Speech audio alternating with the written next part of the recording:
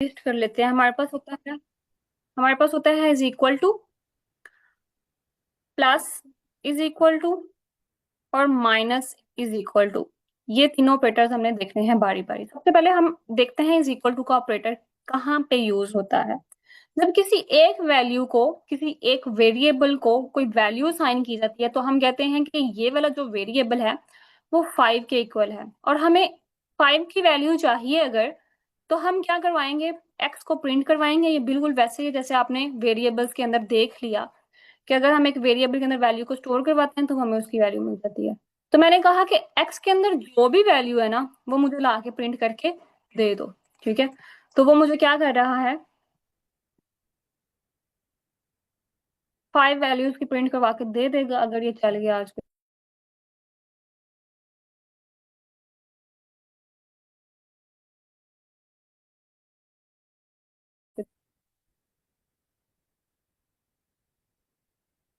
ठीक है, उसने मुझे उसकी 5 वैल्यू प्रिंट करके लाके दे।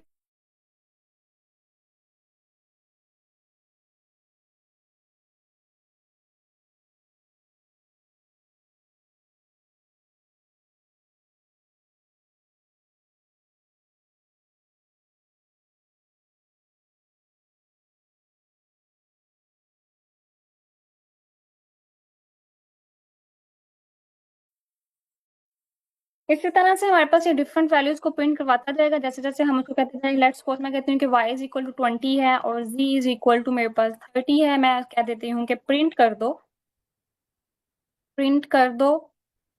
z को भी, y को भी, और z को भी।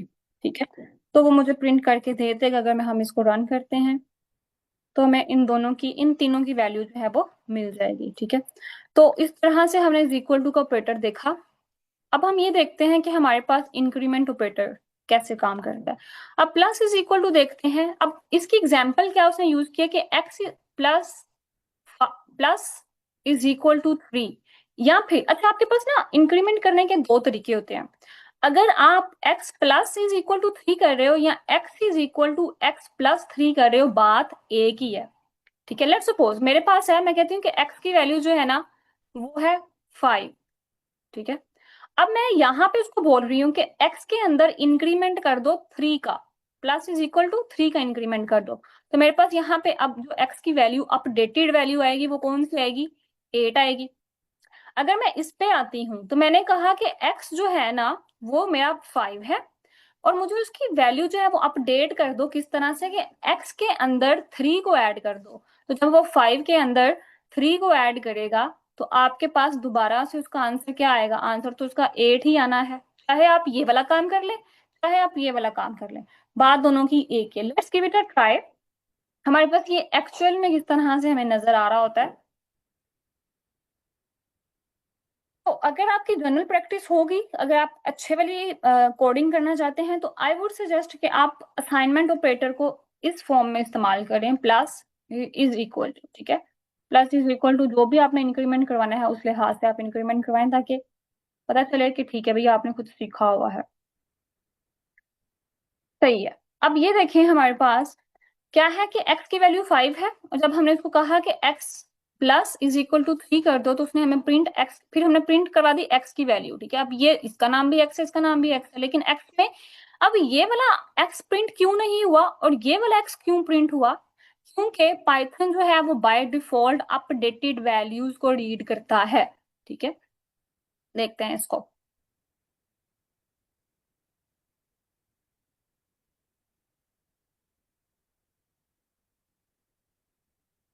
तो उसने आपके पास 8 value they the. Let's suppose मैंने कहा कि पाइथन जो है वो अपडेटेड वैल्यूज को रीड करता है। मैंने यहाँ पे लिखा है x इज इक्वल टू 5, और मैं यहाँ पे भी लिखती हूँ x इज इक्वल टू 10। अब मैं इसको रीड करती हूँ तो मैं देखती हूँ कि मेरे पास आंसर क्या आता है। इसका आंसर इनको मिला के 13 आता है या इनको मिला के 8 आता है, तो इसका आंसर 13 आया, क्योंकि ये भी x की वैल्यू थी वो 5 थी, ये भी x की वैल्यू थी ये 10 थी। लेकिन Python by default updated values को रीड कर रहा होता है, उससे वो यहाँ पे आया, उसने देखा कि x की वैल्यू 10 है। और हम मुझे क्या कहा गया है, पाइथन को क्या कहा गया है करने के लिए, पाइथन को कहा गया है कि x की वैल्यू है उसके अंदर 3 को ऐड कर दो और फिर उसको प्रिंट करवा दो, उसने हमें वो प्रिंट करवा के दे दिया। इसी वजह से जो वेरिएबल्स होते हैं, वेरिएबल्स का कंसेप्ट लेके आया जाता है, ताकि अगर हम एक चीज का नाम रखते हैं एक्स, तो हम दूसरी चीज का नाम एक्स रखेंगे तो जो पहले वाली एक्स की वैल्यू होगी वो रीड नहीं हो रही होगी, ठीक है। इस एक्स की कोई भी वैल्यू अब रीड नहीं हो रही होगी, इसकी कोई भी वैल्यू रीड नहीं हो रही होगी। ओके अब मिस। जो भी एक्स होगा वो इसको ही रीड करेगा। यस अच्छा सर। मिस, अगर इसमें इंक्रीमेंट ऑपरेटर में -3 कर दें तो वो माइनस हो जाएगा? एग्जैक्टली वो माइनस में चला जाएगा। कि अब हमने अभी यही यही वाली चीज देखी ना। लेट्स सपोज मैं यहाँ पे कह देती हूँ कि एक्स की वैल्यू है मेरे पास -6, ठीक है। अब देखते हैं उसका आंसर क्या आता है। ये तो -3 आएगा ना। मैं ये कह रहा हूँ कि अगर हम एक्स में इंक्रीमेंट करते हैं -3 को। जी बिल्कुल, एक्स में इंक्रीमेंट हम -3 को कर लेते हैं। लेट्स सपोज आप यहाँ पे कह रहे हैं कि यहाँ पे हम कोई पॉजिटिव इंटीजर रखें, वो आंसर जो वही भी आएगा है। जो ओके ठीक है। जी ठीक आंसर है। वही आएगा जो आपका सिंपल कैलकुलेशन बता रही होती है, ठीक है। हम चाहे इंक्रीमेंट करें नेगेटिव वैल्यू का या पॉजिटिव वैल्यू का, यहाँ पे ऑपरेटर कौन सा यूज कर रहे हैं इंक्रीमेंट का, तो वो उसको ही यूज करेगा, ठीक है। ओके मिस, तब वो ठीक है ठीक। एडिशन की जगह पे वहां पे सब्ट्रैक्शन हो गई है। ओके, मूविंग फॉरवर्ड, अब हमारे पास नेक्स्ट ऑपरेटर आता है इंक्रीमेंट। डिक्रीमेंट का, ठीक है। डिक्रीमेंट जिस तरह से हमने इंक्रीमेंट देखा, वैसे ही डिक्रीमेंट के भी दो तरीके हैं। एक तरीका ये कि हम माइनस इज इक्वल टू करके उसको डिक्रीमेंट करवा दें, या फिर हम एक्स की वैल्यू में से कहें कि जो भी एक्स की वैल्यू है उसमें से जितना डिक्रीमेंट आपने करवाना है उसको डिक्रीमेंट करवा दो। मतलब दो तरीके हैं। देखते हैं कि ये किस तरह से काम करता है। सेम उसी तरह ही है। जी बिल्कुल इसी तरह से ही है, लेकिन वो देख लेते हैं उसके एक एग्जाम्पल।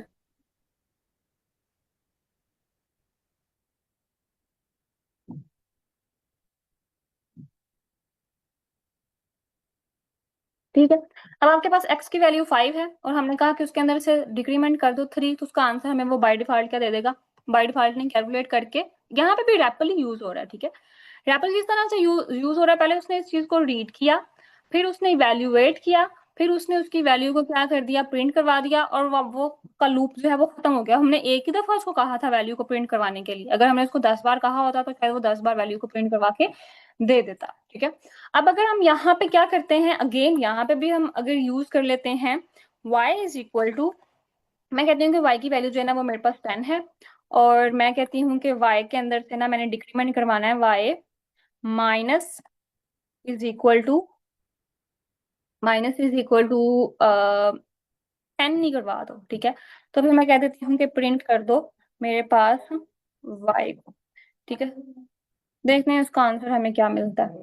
अब हमें दो आंसर मिलेंगे, एक तो एक्स का आंसर मिलेगा और एक वाई का आंसर मिलेगा। जब हम 10 में से 10 निकाल देंगे तो हमारे पास यही बचेगा जो उसने हमें दे दिया। अच्छा मिस, अगर इज इधर दैट हम क्लियर? प्रिंट, जी मिस, अगर हम इधर हम्म, प्रिंट x+y करते हैं तो जो मतलब हमने इंक्रीमेंट अपडेटेड वैल्यू है उसमें से वो करेगा, उनको प्लस करेगा? एग्जैक्टली, बिल्कुल वैसे ही ठीक है करेगा, ठीक है। ठीक है ठीक है। करके देख लेते हैं, करने में कोई प्रॉब्लम नहीं है। हम कहते हैं कि प्रिंट कर दो ओके है एक्स मिस, कोई इशू नहीं। प्लस समझ जाए। वाई, ठीक है। अब वो जो एक्स की वैल्यू होगी और वाई की वैल्यू होगी उनको पहले, जी उनकी टोटल उसने वैल्यू दे दी है 2 है, कुल मिला के आप खुद ही देख लें। ठीक है, जिस तरह से हमने प्लस देखा फिर माइनस देखा, वैसे ही हमारे पास मल्टीप्लिकेशन का भी ऑपरेटर होता है। मतलब अब हमने पाइथन के अंदर मल्टीप्लिकेशन से इंक्रीमेंट करवाना है, ठीक है। इस तरह से हम टेबल्स को भी प्रिंट करवा सकते हैं, या फिर डिफरेंट किस्म की कैलकुलेशंस को परफॉर्म किया जा सकता है।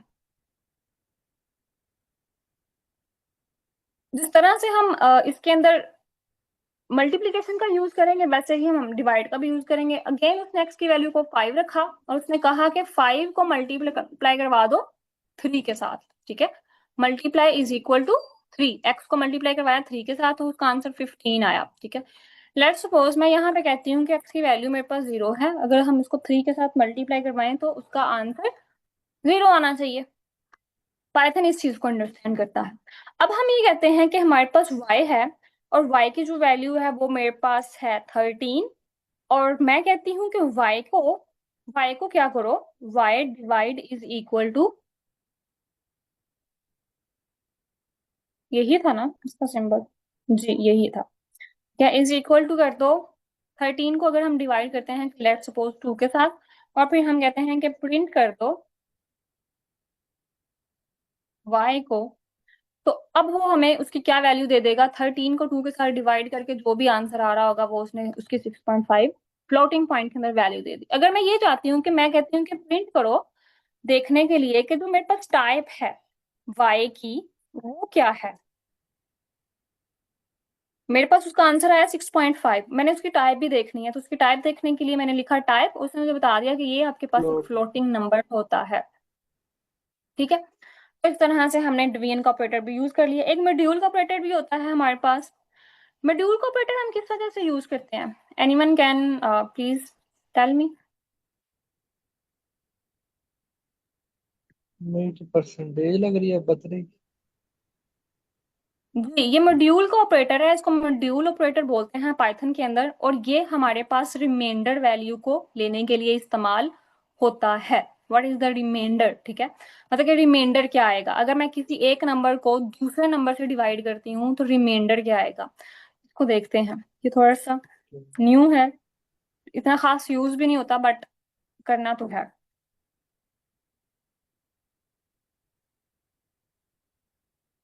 ठीक है,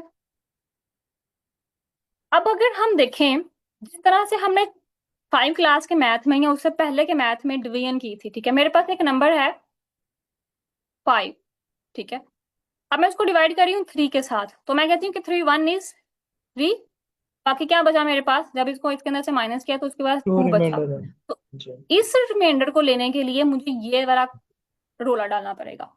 रिमाइंडर चाहिए तो रिमाइंडर लेने के लिए क्या करना पड़ेगा, ये वाला पाइथन का मॉड्यूल यूज करना पड़ेगा और उससे हमें रिमाइंडर मिलेगा। ठीक है, अब मैं यहाँ पे वैल्यू को चेंज करती हूँ, मैं कहती हूँ कि मेरे पास x की वैल्यू है ना, इतनी छोटी वैल्यू में ले लेके क्या करना है, मैं कहती हूँ कि मेरे पास 5000 वैल्यू, अब इसको डिवाइड करो 3 के साथ, डिवाइड करो और मुझे रिमाइंडर बताओ। ठीक है, डिवाइड नहीं कर रहा, रिमाइंडर दे रहा है कि अगर हम 5000 को 3 के साथ डिवाइड करते हैं तो क्या रिमाइंडर आता है।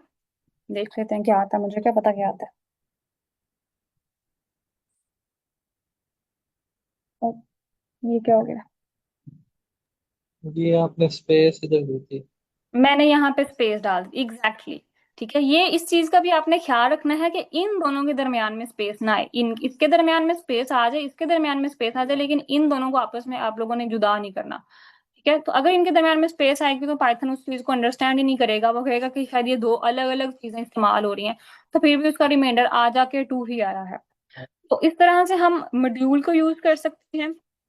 और अगर हम इसकी टाइप देखेंगे तो हम इसकी टाइप है हमारे पास इंटीजर आएगी, इसको देखने की जरूरत नहीं है, आपको इन चीजों का पता है। ये बाकी चीजें जो है वो हम लोग नहीं देखेंगे, वो बहुत ज्यादा हैं, और इन चीजों को साथ हम आगे जाके पढ़ेंगे बहुत एडवांस जाके।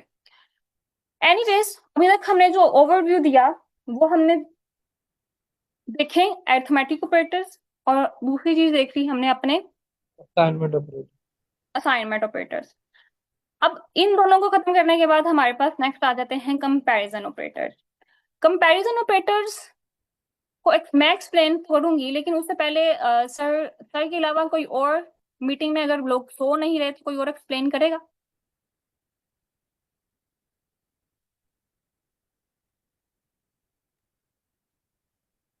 एनीवन।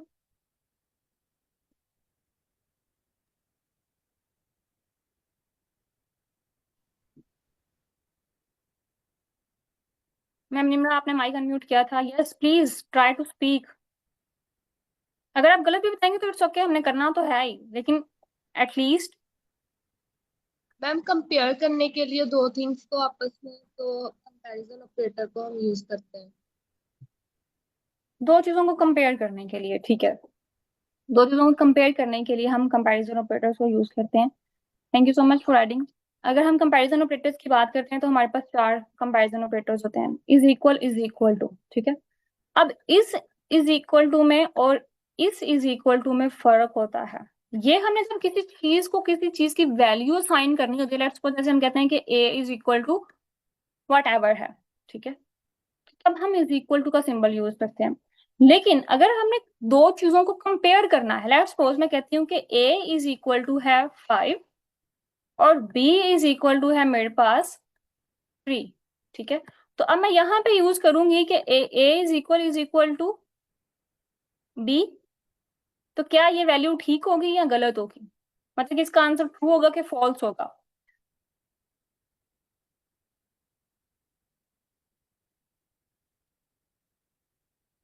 फॉल्स होगा। ऑब्वियसली इसका आंसर फॉल्स होगा, क्योंकि ए की वैल्यू आप 5 दे रहे हैं और बी की वैल्यू जो है वो आप 3 दे रहे हैं, और आप ये कह रहे हैं कि ए जो है वो बी के इक्वल है। नहीं, ऐसा नहीं हो सकता। इस वजह से मतलब हम दो चीजों को वैल्यू को कंपेयर करने के लिए देखते हैं, जिसमें इज इक्वल होता है, प्लस ग्रेटर देन होता है, greater than is equal to होता है, लेस देन होता है, less than is equal to होता है, और नॉट इक्वल टू होता है। ये कौन सा सिंबल होता है? Not equal to. आपके पास वन के ऊपर एक एक्सक्लेमेशन मार्क होता है, और इसको हम नॉट बोलते हैं पाइथन लैंग्वेज के अंदर। और नॉट इज इक्वल टू मतलब कि यहाँ पे हम ये भी कह सकते हैं कि A is not B. Equal to B. तो अब ये वैल्यू हमें क्या देगा? ट्रू देगा। इस केस में ये वैल्यू हमें फॉल्स मिल रही होगी। तो इस तरह से हम देखते हैं कि नेक्स्ट हमारे पास इनको प्रैक्टिस करके किस तरह से यूज अच्छा करना मिस, है। अगर हमारे पास 3 नंबर्स हो, तो मतलब 2 से ज्यादा हम चीजों को कंपेयर करवाना हो, तो फिर हम बिल्कुल उसमें इस तरह से। ये equal equal A is equal to equal equal B equal equal C इस तरह करेंगे फिर। बिल्कुल इस तरह से करेंगे। वो भी हम देखेंगे, लाइक जब चलो हम ठीक। लूप्स देख रहे होंगे। लूप्स के अंदर अगर यहाँ पे ना हुआ तो जब हम लूप्स देख रहे होंगे तब हम वो वाले सिंबल यूज करेंगे, या यहाँ पे भी प्रैक्टिस करके देखी जा सकती है, कोई इशू नहीं है। ठीक है ठीक।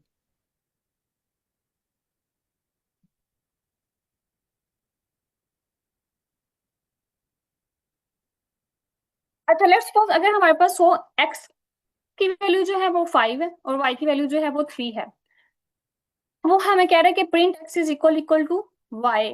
तो ऑब्वियसली उसका आंसर तो फॉल्स ही आना है ना, क्योंकि हमें पता है कि 5 कभी भी 3 के इक्वल नहीं होता। ठीक है, या फिर हम यहाँ पे हम इसको कह देते हैं कि जेड इज इक्वल टू 2 है। अब ये देख लेते हैं इसका क्या आंसर आएगा। इज इक्वल टू जी। अगर हम 3 वैल्यूज के साथ ऑपरेट कर रहे हैं तो क्या आंसर आता है उसका?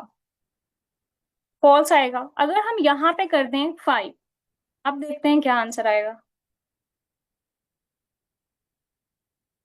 फॉल्स आएगा, फॉल्स क्योंकि होगा। अगर दो चीजें आपस में बराबर नहीं हो सकती, तो अगर ये वाली चीज चीज के बराबर है भी तो वो उस चीज को तो रीड नहीं करेगा, क्योंकि मैंने उसको ये नहीं कहा कि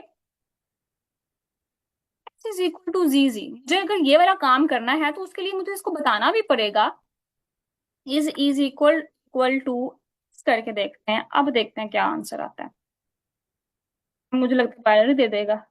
अभी भी उसका आंसर फॉल्स ही आ रहा है। ठीक है, अब बिल्कुल इसको इस तरह से ही देखिए कि जैसे हमारे पास एंड ऑपरेटर हम यूज करते हैं। एंड ऑपरेटर, यस, अगर मैं गलत नहीं हूं तो एंड ऑपरेटर में होता है कि ये अगर हमारे पास एक वैल्यू ट्रू है, दूसरी वैल्यू भी ट्रू है, फिर उसका आंसर हमारे पास क्या आता है? ट्रू आता है। ठीक है, यस। लेकिन अगर ये वाली वैल्यू तो फॉल्स है, ये वाली वैल्यू ट्रू है, वो उसका अगर आंसर एक जी, फॉल्स ही देगा। अगर एक भी फॉल्स लेकिन है तो वो फॉल्स होगा। अगर ये वाली वैल्यू ट्रू है, यस, अगर फर्स्ट वैल्यू ट्रू है लेकिन दूसरी वैल्यू फॉल्स है, तो फिर भी वो उसका आंसर क्या देगा? फॉल्स ही देगा। इसी तरह से हमारे पास शायद इज इक्वल टू सिंबल भी हम यूज कर रहे हैं, तो वो हमें उसकी वैल्यू हमेशा फॉल्स ही दे रहा है। ठीक है, हमने इस तरह से देखा।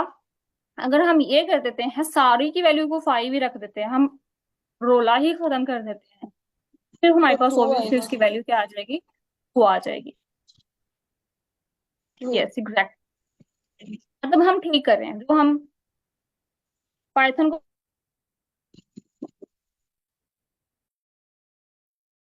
पाइथन को हमारी समझ आ रही है, हमको पाइथन की समझ आ रही है।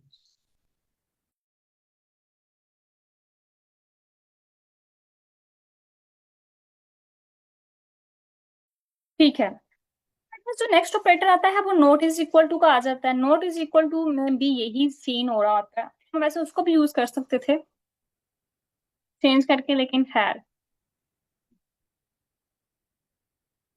क्या अब हमने ये कहा कि 5 इज इक्वल टू 3 है और y 5 is x is equal to 5 और वाई इज इक्वल टू 3 है, तो प्रिंट हमें कर दो x not is equal to y. क्या अब पाइथन ने तो खुद ही आएगा। उसको यस उसको रैपल के थ्रू किया। रैपल मतलब कि उसने देखा, उसने रीड किया, की वैल्यू तो ये है, y की वैल्यू ये है, मुझे क्या कहा जा रहा है, नॉट इज इक्वल टू। अगर तो उसने देखा कि नॉट इज इक्वल टू है, ये दोनों इक्वल नहीं है, तो उसकी वैल्यू को ट्रू कर दो। ठीक है, लेट्स सपोज इन दोनों मीन्स को ही ये सेम करके। रैपल क्या होता है? आप रैपल यूज कर रही हैं बार बार, ये क्या होता है रैपल? रैपर मतलब कि टर्मिनल, जो आपके लैपटॉप के अंदर या आपके सिस्टम के अंदर जो टर्मिनल मौजूद होता है, उसका मतलब होता है हम रैपल यूज कर रहे हैं। रैपल का जो आर होता है उसका मतलब होता है रीड, ई का मतलब होता है वैल्यूएट।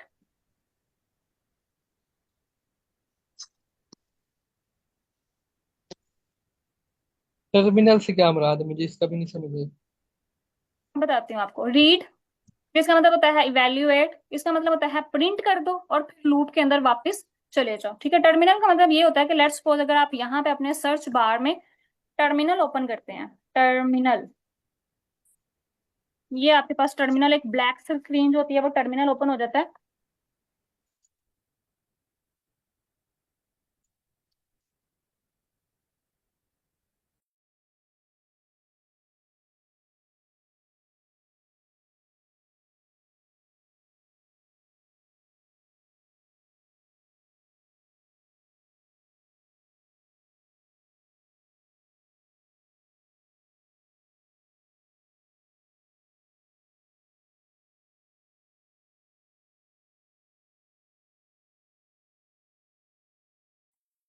आवाज नहीं आ रही मेरे से आपकी।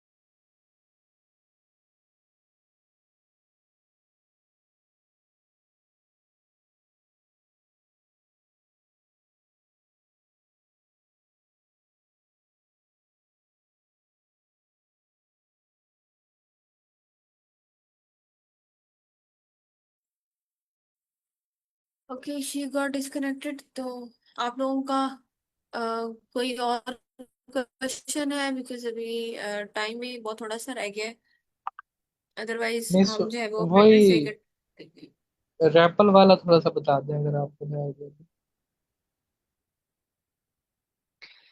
वो मैम जो है वो क्लैरिफाई कर देंगे आपको। तो हम जो है अ, अभी क्या करते हैं कि हम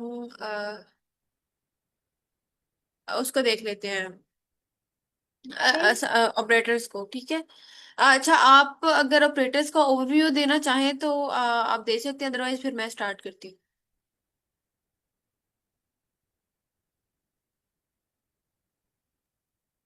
जस्ट फॉर कौन? Your understanding. किसकी बात कर रही हैं मिस?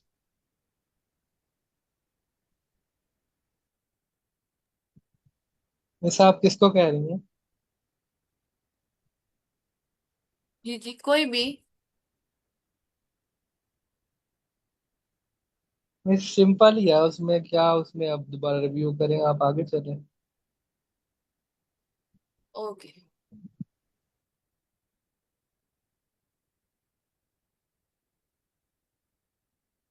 मुझे बताएं मेरी स्क्रीन शो हो रही है? फिलहाल तो नहीं हो रही। Okay, let me share it again.